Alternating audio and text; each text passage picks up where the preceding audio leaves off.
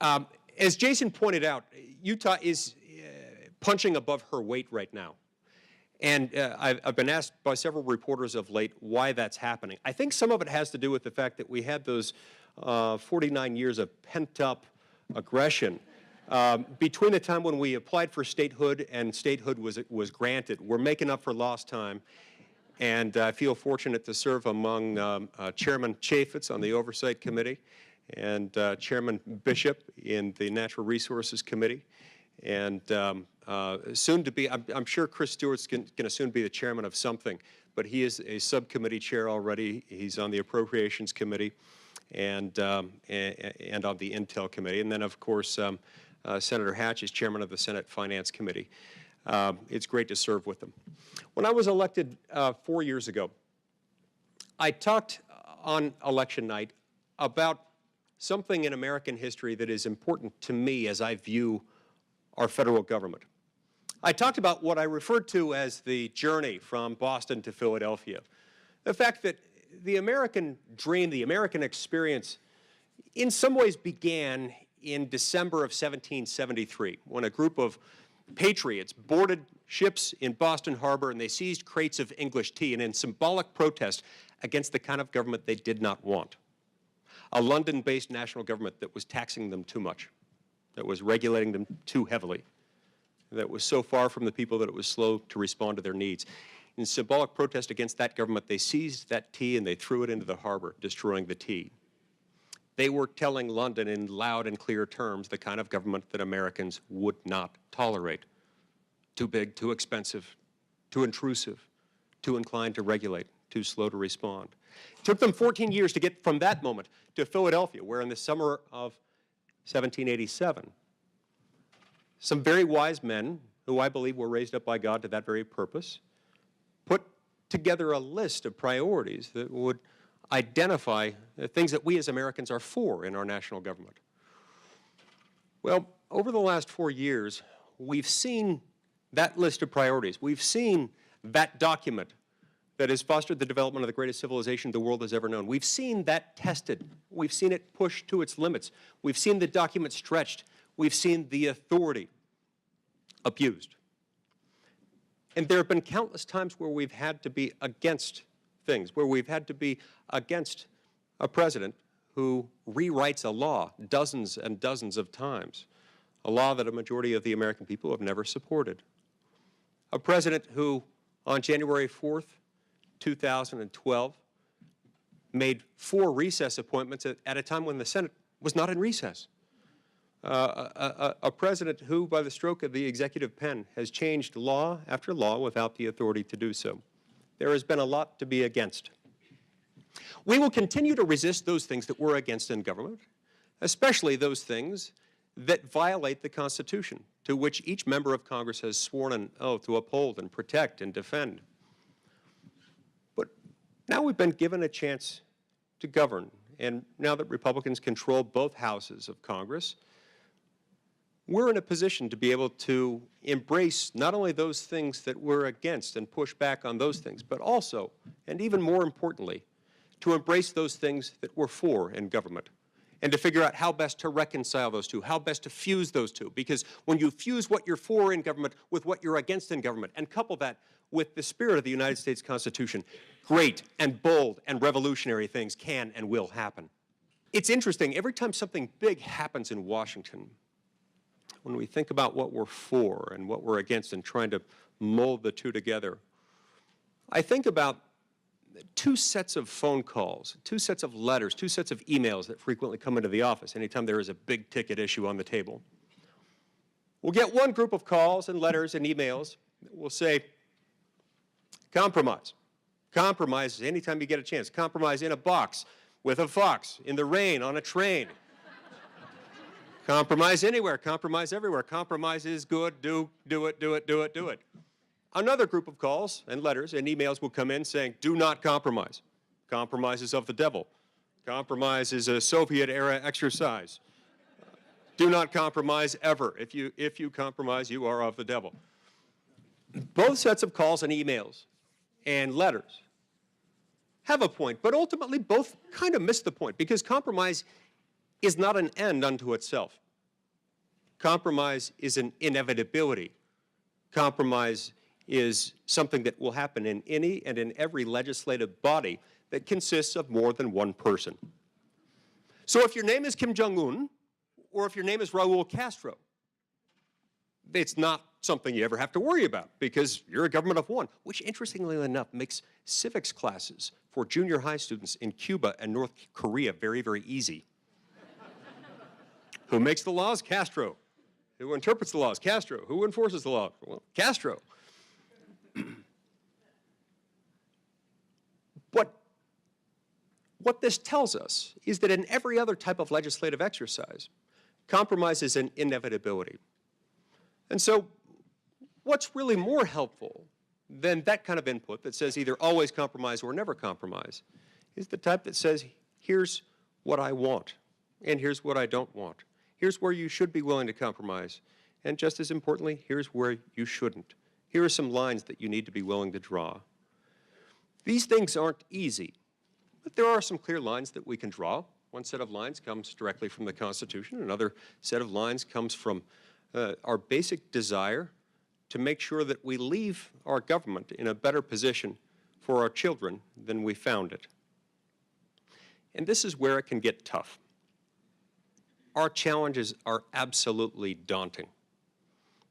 We've got a government that I don't need to remind anyone in this room, but it overreaches. We've got a government that's accumulated over $18 trillion in debt. We're paying about $235 billion in interest alone on that every year.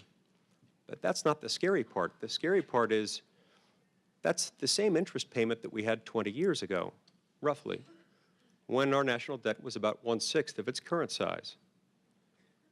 What that means is that the only way we're getting away with this is because our Treasury yield rates are at artificially, historically low levels. Sometime, we don't know exactly when, but sometime in the next few years, we're going to return at least to the historical average, or maybe go higher. Once that happens, it'll be only a matter of a couple of years before we're paying not 200 and some odd billion dollars a year in interest, but $1 trillion a year in interest. $1 trillion a year in interest, meaning we've got to come up with an additional $800 billion a year. Some on the left will say, well, we'll just raise taxes. Good luck with that. Then they'll say, well, just raise taxes on the rich. Okay, even if you just raise taxes on the rich, even if you raise taxes to a confiscatory rate of 100% on all income earned by really rich people, it still doesn't close the loop, and you would shut down the economy. So we've got to start making smaller, more incremental changes now, before this happens, so that we can get there. We've got to begin our journey from Boston to Philadelphia now, so that we can get there, so that we don't hurt America's poor, America's middle class, and most importantly, America's families. That's why we've got to begin looking now for some basic, simple solutions that can help protect America's poor and middle class and America's families. I've got several pieces of legislation designed to do exactly that. I've got one bill called the Family Fairness Opportunity Tax Reform Act, or FFATRA. If you say it fast, it sounds like a fake swear word. I don't know why. I've never been very good at coming up with good acronyms for my bills, but this is a good one. It ends the marriage tax penalty, and it ends the parent tax penalty, providing justice for America's families within our tax code.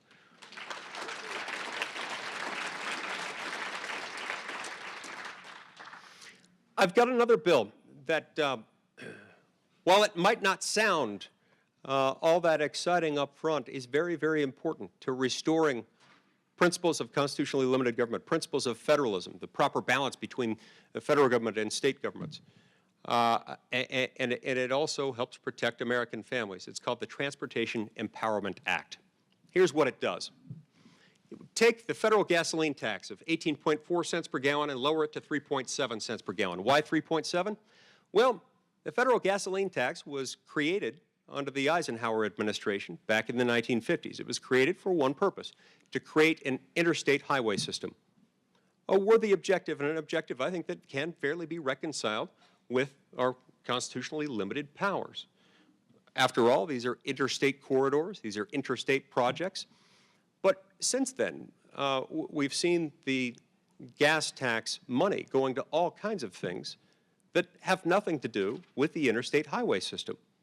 They're going to surface roads within states. They're going to roads that have nothing to do with the interstate highway system, sometimes to mass transit systems that have nothing to do with the interstate highway system.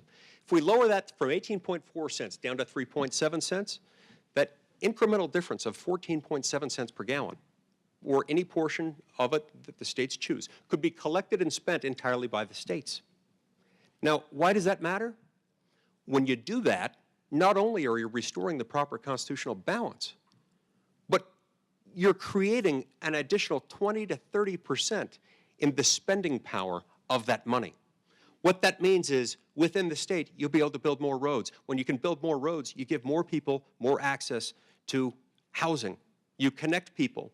You connect the places where people need to work with where they want to live.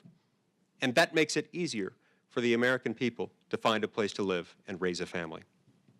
I've got one other bill that I want to tell you about before I wrap up today that is very important and that I hope I can get your support on.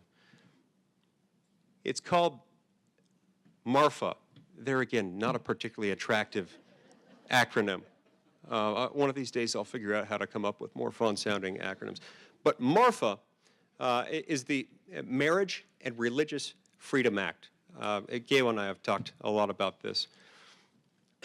We need to make sure that regardless of where Americans may stand, regardless of where one state or another may stand on the definition of marriage, those individuals and those institutions and those churches who have a religious belief that marriage is a sacred institution between a man and a woman need to be protected from retaliation by their government.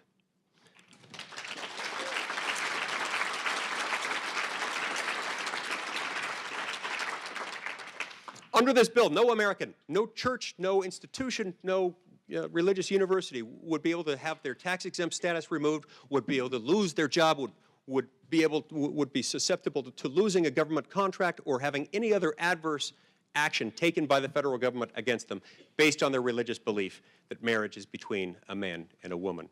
Please help me in supporting this bill. I need your help.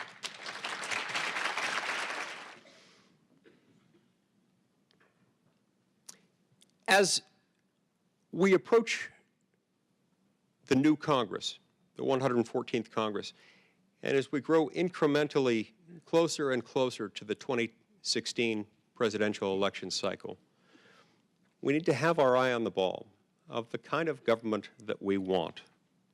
The kind of government that we don't want is one in which we have a chief executive who's out of control, who recognizes no boundaries around his authority, who takes actions for which he's not authorized by statute or by the Constitution.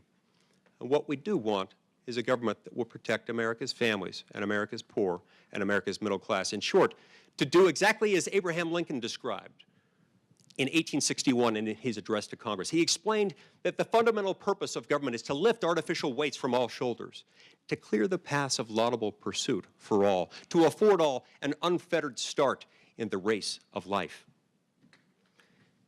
That's what we're for.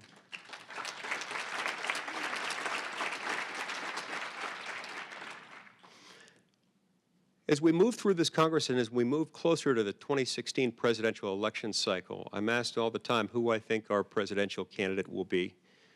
I don't know. But my basic philosophy at this point when it comes to candidates entering the race is the more the merrier. And let me explain why I think that. The more that we have people get in there, the more likely there will be an aggressive, roiling debate. The more that happens, the more opportunity there will be for good folks like you to get involved, to have input, to raise the questions that need to be raised. And at the end of the day, who the presidential candidate is that emerges from that process and how conservative or how committed to principles of constitutionally limited government, how committed to the principles that you and I share in common, will depend far more upon and say far more about people like us, people like you and me and others around us, around the country who care, than anything else. It really is up to us. when we encourage the right people to get in. And once those candidates are in, when we ask the right questions, when we get involved, when we support those candidates who support things that we believe in, that we agree with, we can make a difference. And we can elect a president who will stand for the principles that we hold in common. As we approach that process, I'm going to ask you to keep in mind the fact that some candidates will tell you that you need to settle, that you just need to settle for the status quo in Washington, that you've got to settle for a government that taxes too much, that regulates too heavily, that's so far from the people, that is slow to respond to their needs, that targets you, that spies on you, that lies to you. I'm here to tell you the Washington establishment will always tell you to expect less. I'm here to tell you to expect more.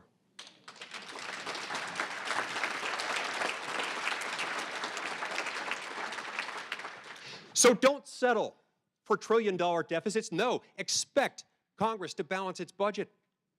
Don't settle for a president who makes law with a pen and a cell phone.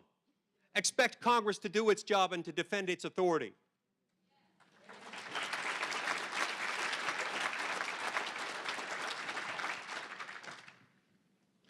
Don't settle for a government that projects over-aggressiveness at home, hyper-intrusiveness at home, and weakness abroad.